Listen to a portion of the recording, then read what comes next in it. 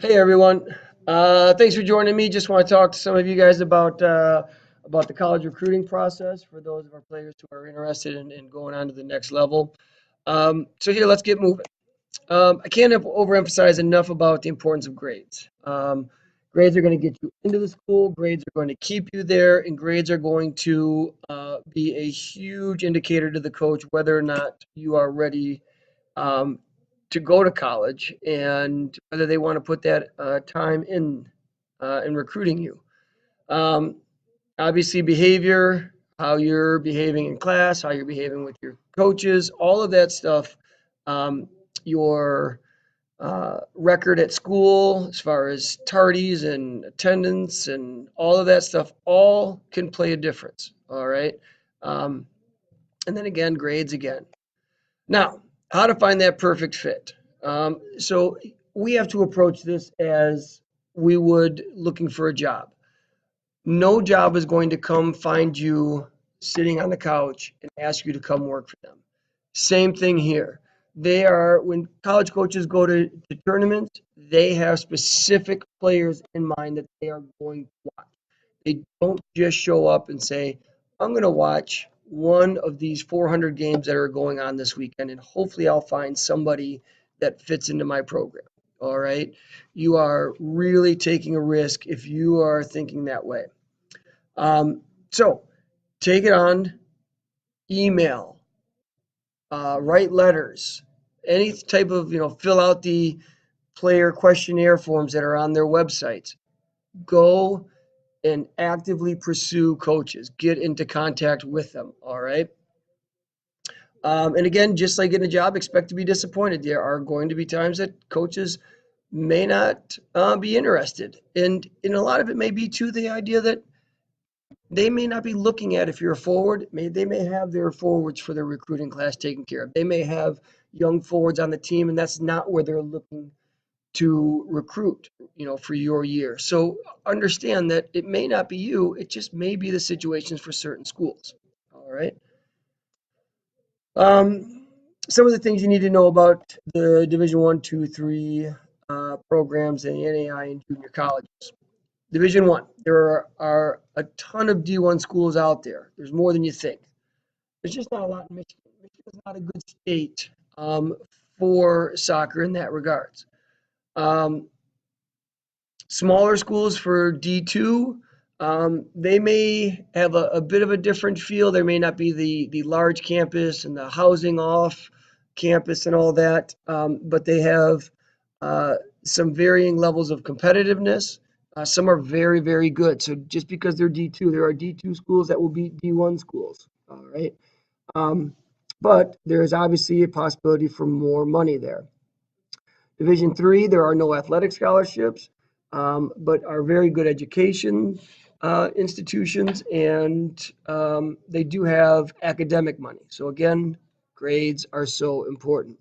And then finally, NAI schools, places like Madonna, are very good schools, especially those that are like top 25, top 30 in the country.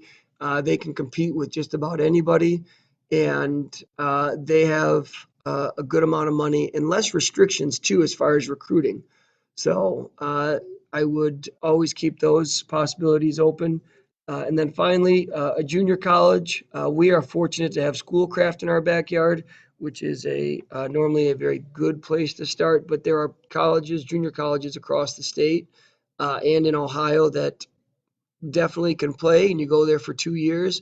And then from there, a lot of D1 schools like to recruit because they can get kids that have proven they can be in college. They've grown 2 years, and they really like them. So junior colleges are a good possibility, and they've got a lot of money too, and so it's a good way to save money for the first 2 years.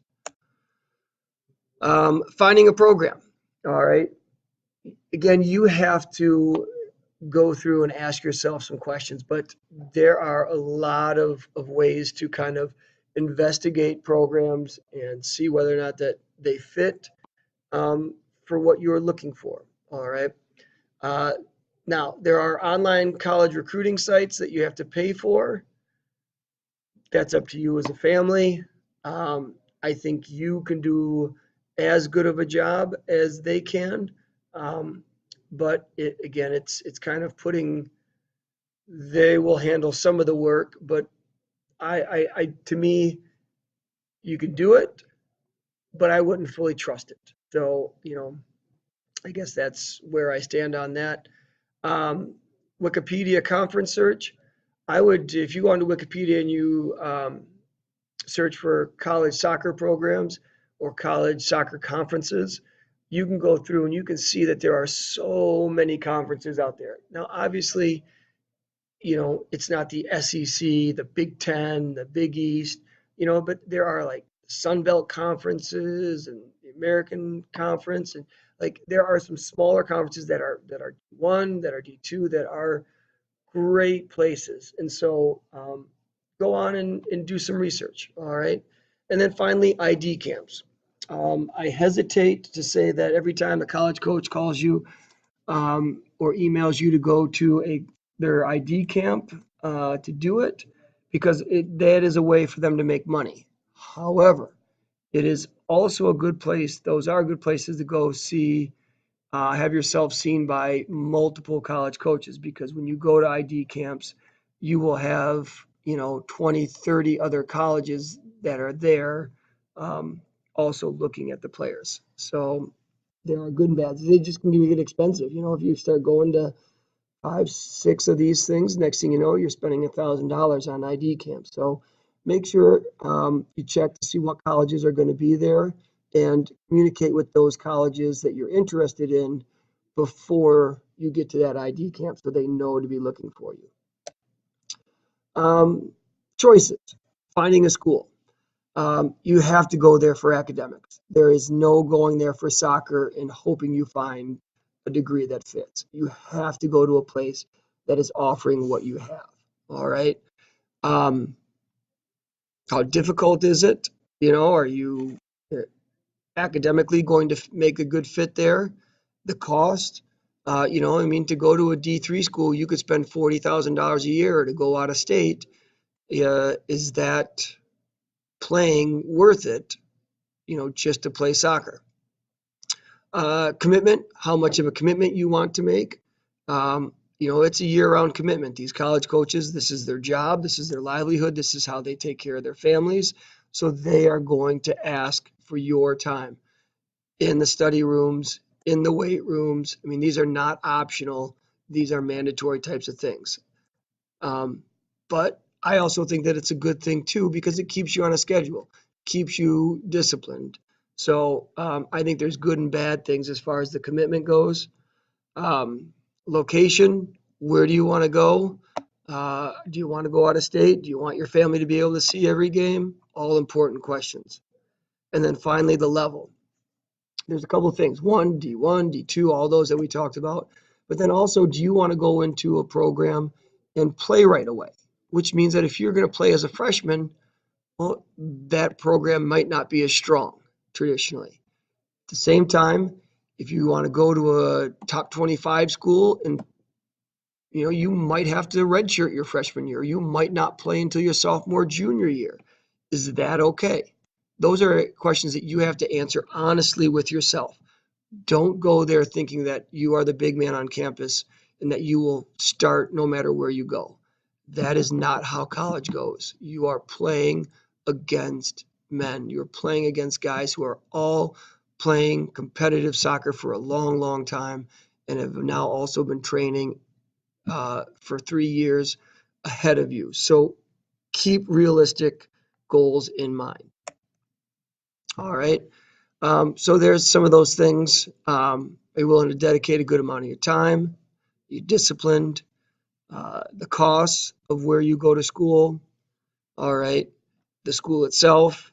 It's the programs for degrees, social life. You want a college experience to where, there's off-campus housing and that kind of stuff. Or is, a place like Oakland has a very good team, but it almost feels like you're at home here still. So, is Oakland University or some place like that the kind of place you want? All right. We talked about the playtime. How competitive do you want that team to be? Do you want to win championships? Do you want to be part of rebuilding a program? All of those things you have to honestly answer to yourself. All right. And then talk to the coach.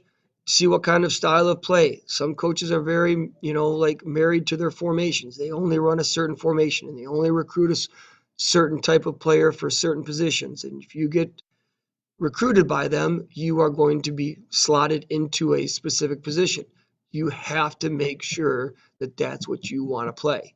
Don't go there with the mindset that I'm going to change this coach and I'm going to fit into something else. All right. Not a good idea. Always talk to the coach. They will be honest with you.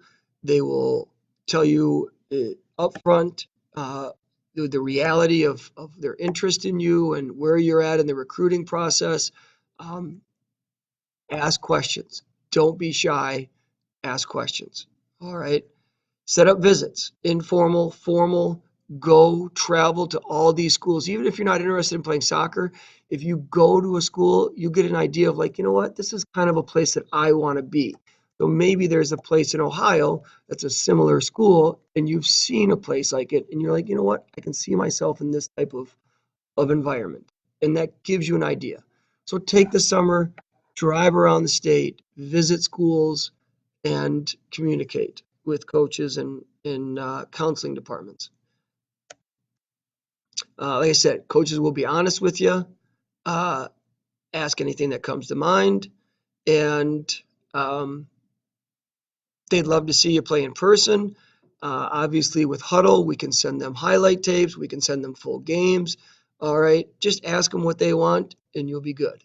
All right, and then always include myself and your club coaches on any type of correspondence through email and that so that we can also talk on your behalf and we are aware of who you are talking to. All right.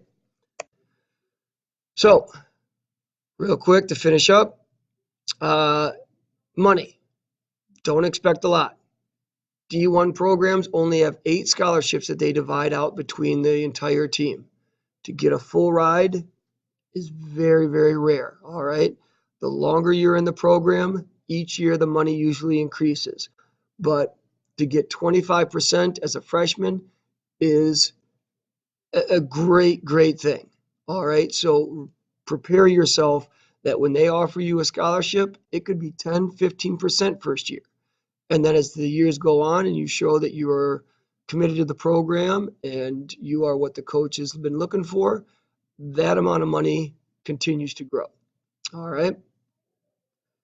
Academics. You got a better chance with the getting money if you just do your schoolwork. All right. So there are some alternatives. If you wanted to play club soccer, which is you don't have coaches, it's not a varsity sport, but you still get to play. You go down to U of M and Western Michigan and Michigan State and Indiana or wherever, and you will play those schools, but it's just not the varsity team. You may not even have a coach. It might be just kind of organized by the players themselves. So, and then obviously, when you get in the dorms, wherever you go to school, you can play on the intramural teams and still have soccer and have fun with it. So there you go, everyone. I hope this helps. If you have any questions, please feel free to get a hold of me, and I'll help in any way I can. Thanks a lot. Take care.